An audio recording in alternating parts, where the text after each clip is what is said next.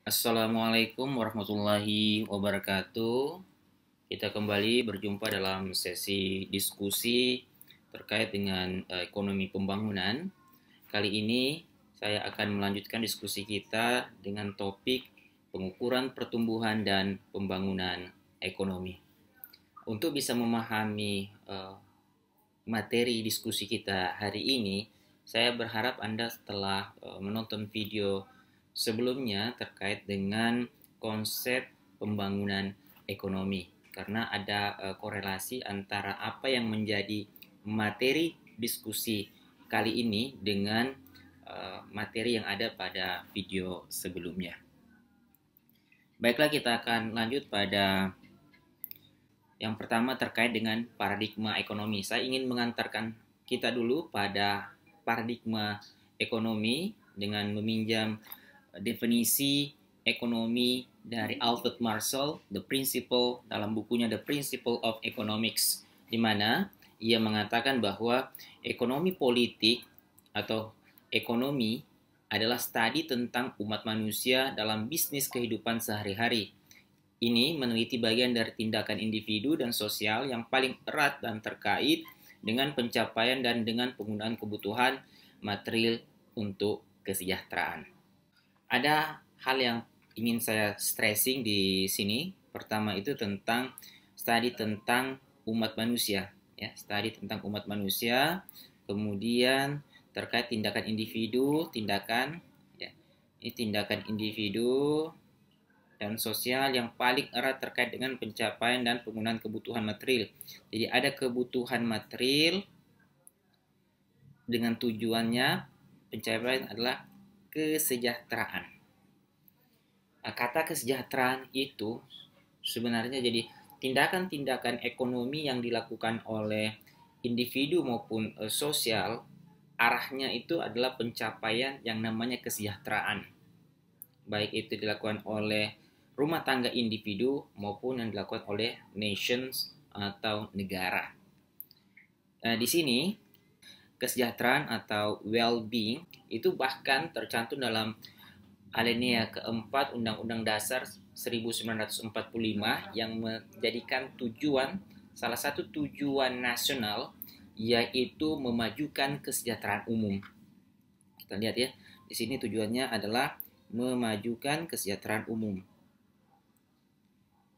Kesejahteraan umum ini salah satu yang menjadi tujuan dari berdirinya Negara Kesatuan Republik Indonesia.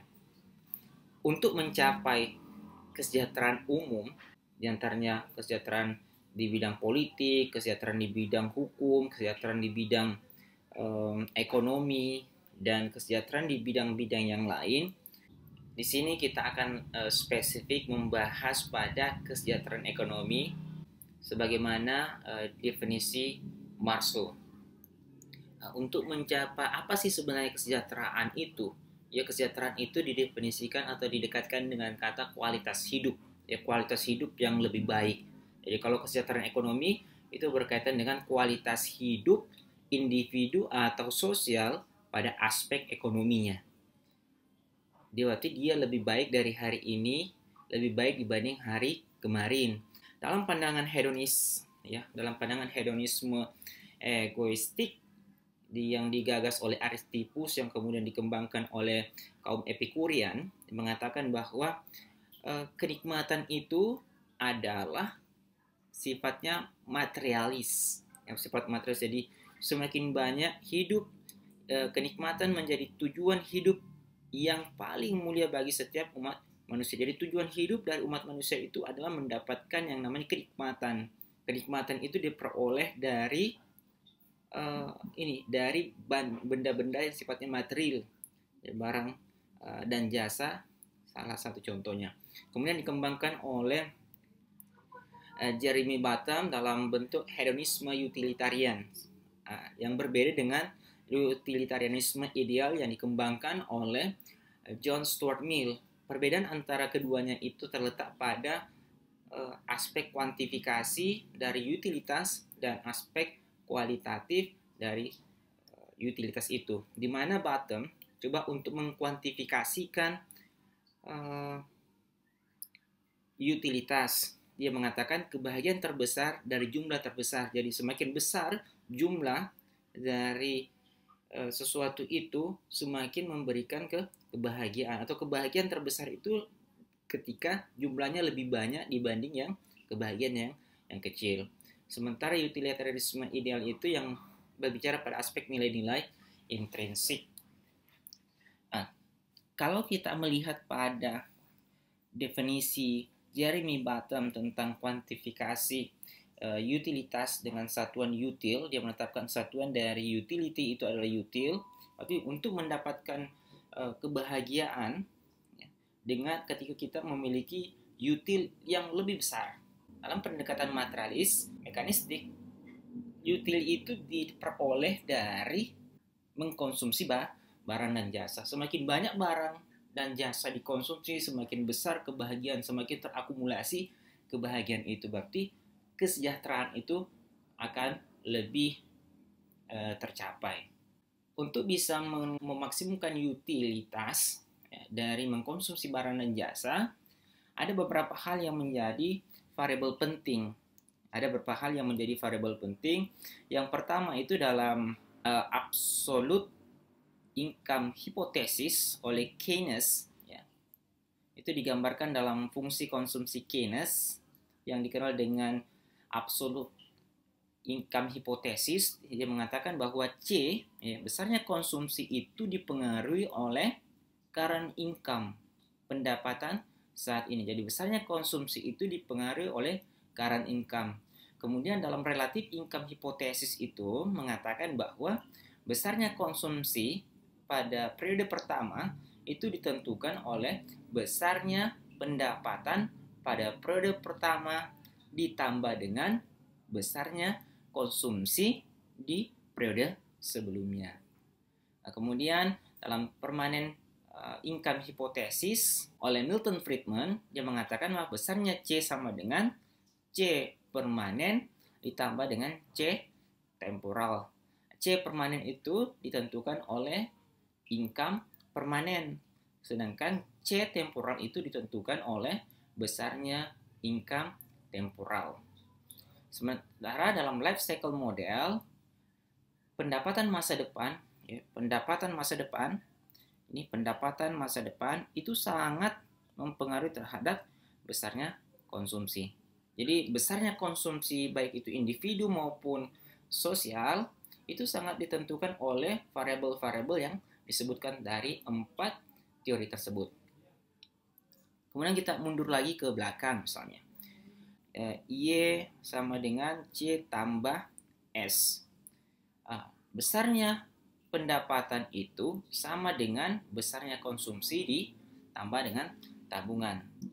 Pendapatan itu berupa rent, berarti Y itu sama dengan W tambah I tambah R tambah P. Besarnya pendapatan, W itu adalah upah, sedangkan I itu adalah interest, TR itu adalah rent, sewa, P adalah profit. Jadi besarnya pendapatan ini ada merupakan komponen-komponen pendapatan yang digunakan untuk mengkonsumsi tadi, apakah itu current income, apakah itu income temporal atau income permanen atau future income. Ingat bahwa W, I, R, dan P ini merupakan kompensasi dari kepemilikan terhadap faktor-faktor produksi. Kita mundur lagi ke belakang. Jadi balas jasa dari kepemilikan terhadap land itu adalah sewa, rent. Kemudian labor itu adalah wage. Capital itu, kalau dia financial capital, maka itu adalah interest. Tapi kalau dia physical capital itu adalah rent. Skill and teknologi berupa laba. Ini kita pelajari, itu sudah ada penjelasan dalam video ekonomi sumber daya manusia. Itu digambarkan dalam pasar tenaga kerja, pasar input tenaga kerja, supply of labor, kemudian demand of labor. Ini terjadi pertukaran antara supplier dan demand dalam hal uh, tenaga kerja labor. Ya. Nah, sebagai di sini sumbu vertikalnya itu adalah wage. Jadi besarnya ini tenaga kerja, banyaknya tenaga kerja yang kemudian diminta atau ditawarkan itu tergantung pada variabel yaitu wage. Nah, begitu juga dengan ini sewa, rent, ya. Kemudian begitu juga dengan tingkat suku bunga, begitu juga dengan laba terhadap variabel-variabel jumlah land, kemudian capital dan seterusnya. Jadi bisa kita ambil sebuah kesimpulan bahwa kepemilikan terhadap sumber-sumber daya itu mempengaruhi terhadap tingkat kesejahteraan. Kalau dalam pilar kapitalisme, salah satu pilarnya itu adalah property right. Ya, salah satu pilarnya itu adalah property right. Property right. Ini adalah salah satu pilar dari ekonomi kapitalis. Hak kepemilikan individu, hak kepemilikan. Jadi kalau sementara dalam sosialis itu adalah kepemilikan oleh negara. Jadi kepemilikan terhadap sumber daya itu mempengaruhi terhadap besarnya atau tingkat kesejahteraan rumah tangga individu atau masyarakat atau suatu bangsa. Jadi saya harap Anda sudah memahami dari salah satu paradigma ekonomi dengan menggunakan definisi yang dikemukakan oleh Alfred Marshall dalam bukunya The Principle of Economy. Ekonomi politik atau ekonomi adalah studi tentang umat manusia dalam bisnis kehidupan sehari-hari, meneliti bagian dari tindakan individu dan sosial yang paling erat terkait dengan pencapaian dengan penggunaan kebutuhan material untuk kesejahteraan. Nah, di sini Marshall itu tidak membedakan antara kesejahteraan kesejahteraan non material dan kesejahteraan material. Ada pertanyaan yang menarik. Kenapa GDP selalu menjadi indikator penting dalam pembangunan ekonomi? Jadi kalau para pakar atau analis, ya bahkan politisi ketika melakukan diskursus atau kritik terhadap sebuah pembangunan, indikator yang paling banyak digunakan itu adalah indikator pertumbuhan ekonomi. Basis datanya itu adalah GDP. Ini basis datanya adalah GDP. Alasannya itu pertama, mengukur laju pertumbuhan. Jadi dengan GDP, ya, GDP itu kan rumusnya kita lihat pendekatan expenditure approach, Y sama dengan C tambah I tambah G tambah X kurang M, ya. Atau dalam pendekatan income approach, W tambah I tambah R tambah P, ya. Dimana ini sama dengan G di GDP, Gross Domestic Product. Jadi dia mengukur banyaknya output yang dihasilkan oleh sebuah perekonomian. Dia mengkuantifikasikan atau memonetarisasi banyaknya output yang dihasilkan dalam sebuah perekonomian. Kenapa GDP menjadi indikator penting dalam pembangunan ekonomi? Alasannya yang pertama itu adalah untuk mengukur laju pertumbuhan ekonomi suatu negara. Kemudian membandingkan kemajuan ekonomi antara negara satu dengan negara yang lain. Jadi besarnya output, dalam hal ini GDP, menjadi basis data untuk mengukur laju pertumbuhan. Kemudian dari itu bisa membandingkan antara kemajuan ekonomi antara negara. Yang ketiga, itu untuk mengetahui struktur ekonomi suatu negara. Ada negara dengan struktur yang sifatnya agraris, ada yang kemudian industrial, tersier, atau strukturnya jasa. Ya. Itu kita akan diskusi terkait dengan perubahan struktural. Nah, di situ ketika suatu negara maju itu lebih banyak struktur ekonomi adalah industri. Sedangkan negara-negara berkembang atau under developed country itu lebih banyak struktur ekonominya merupakan agraris atau traditional economy. Yang terakhir itu adalah landasan perumusan kebijakan pemerintah. Ini akan menjadi dasar bagi pemerintah dalam mengambil tindakan kebijakan apa yang tepat dalam mengintervensi terhadap perekonomian, baik kebijakan fiskal maupun kebijakan moneter, sehingga GDP (Gross Domestic Product) itu menjadi basis data yang paling banyak dan sering digunakan dalam analis pembangunan ekonomi. Indikasi pembangunan ekonomi yang pertama itu adalah perkembangan ekonomi diukur dalam kenaikan pendapatan nasional. Salah satu indikator yang digunakan dalam mengukur pembangunan itu adalah pertumbuhan ekonomi. Jadi di sini mengukur kenaikan ini ya, dalam mengukur kenaikan pendapatan nasional real dalam jangka waktu yang panjang. Coba kita perhatikan pada kuadran di sebelah kanan, kita lihat tren pertumbuhan dengan 1, 2, 3, 4, 5, 6 sampel itu ya.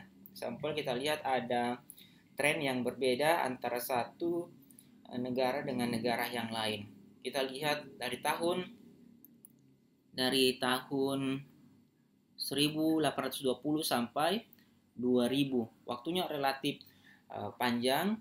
Kita lihat ada kecenderungan. Jadi semua negara itu memiliki kecenderungan positif, ya, meningkat positif dalam jangka panjang. Meskipun dalam jangka pendek kita melihat ada tren fluktuatif. Ya, ada tren fluktuatif, ada yang curam, ada yang kemudian smooth. Itu menjadi indikator. Jadi pertumbuhan kenaikan pendapatan nasional itu diukur dengan G sama dengan delta gross national product tahun yang dihitung, kemudian delta gross national product T kurang tahun sebelumnya kurang 1 dibagi dengan delta GNP T kurang 1. Ada juga yang menggunakan data gross domestic product ya. Kalau di sini dia mengatakan kenaikan pendapatan nasional dalam bentuk jangka waktu yang relatif panjang. Kemudian karena ini dianggap kurang fair ya untuk mengukur tingkat kesejahteraan atau pembangunan ekonomi suatu negara, sehingga diubah menjadi kenaikan pendapatan nyata per kapita. Jadi ada tambahan dari per kapita, pendapatan per kapita. Biasa itu adalah GNP gross national product atau GDP per kapita ya.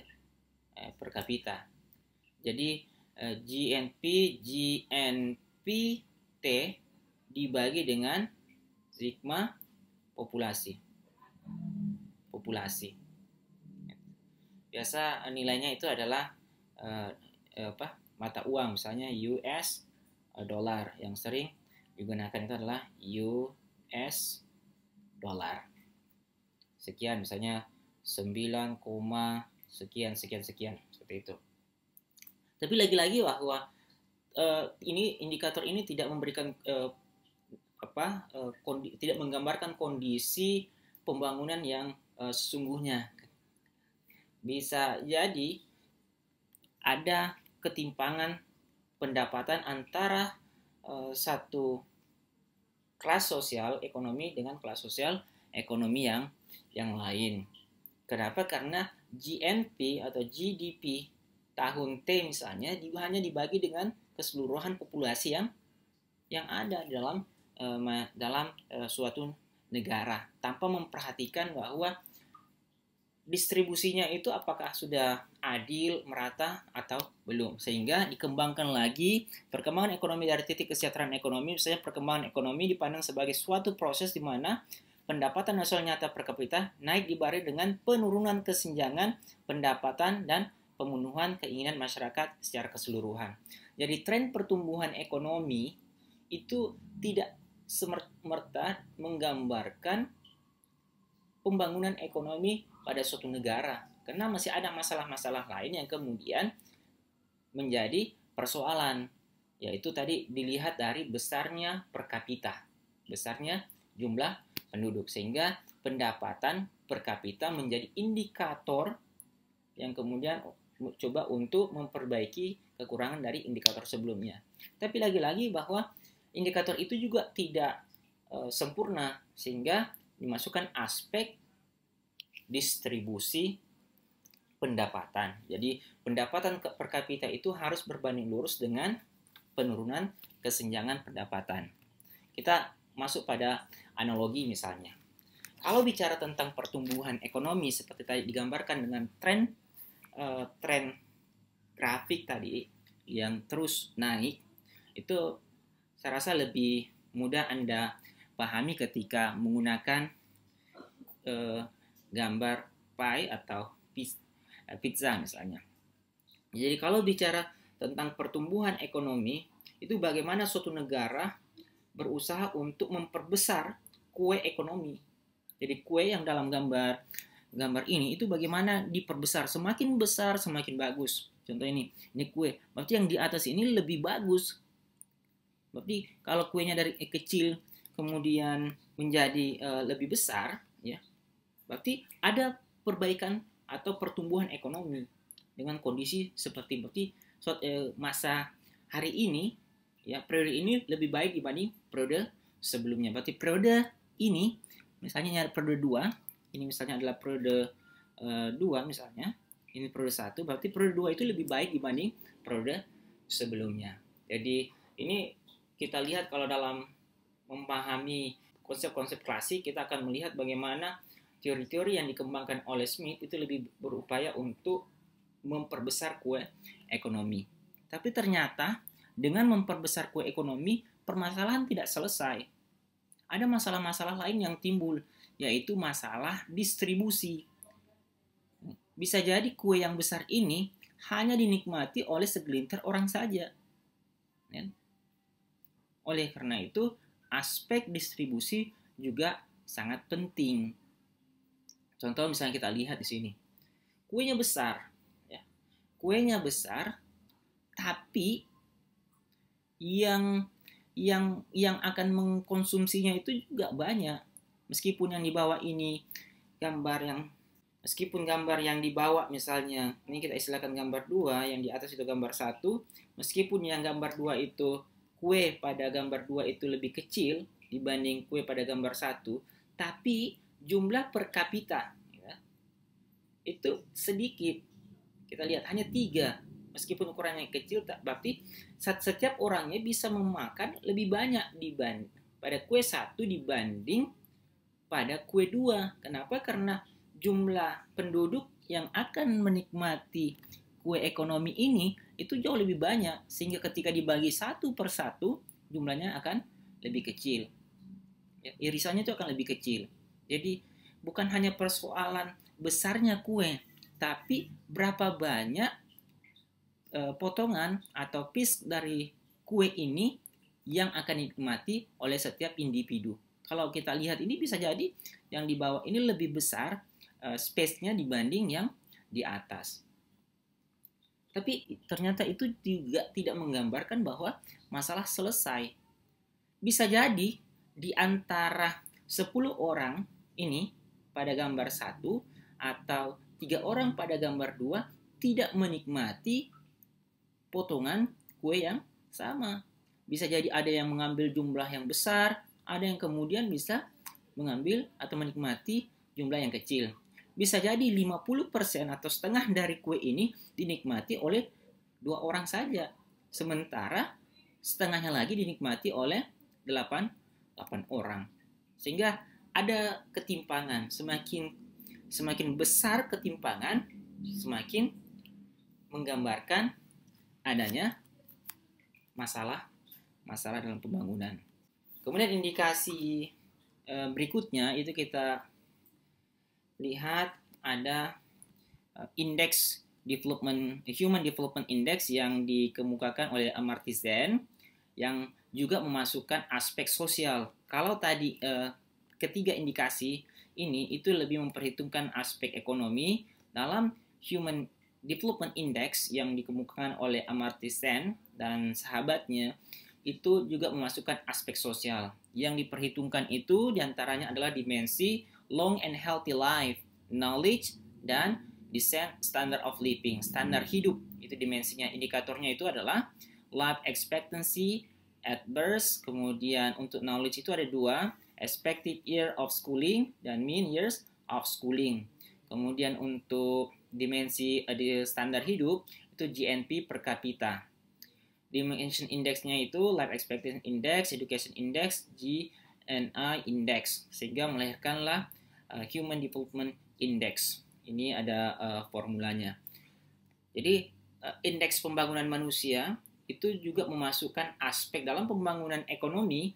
Indikator yang kemudian diperkenalkan oleh Amartya Sen ini tidak hanya melihat pada aspek ekonomi saja, tidak hanya life standard of living, tapi juga ada standar sosial, knowledge, long and healthy life.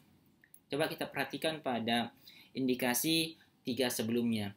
Pertumbuhan ekonomi itu, ini formulanya kita perhatikan. Jadi pertumbuhan ekonomi kita perhatikan formulanya. Itu ada GDP, GDP, GDP, ya.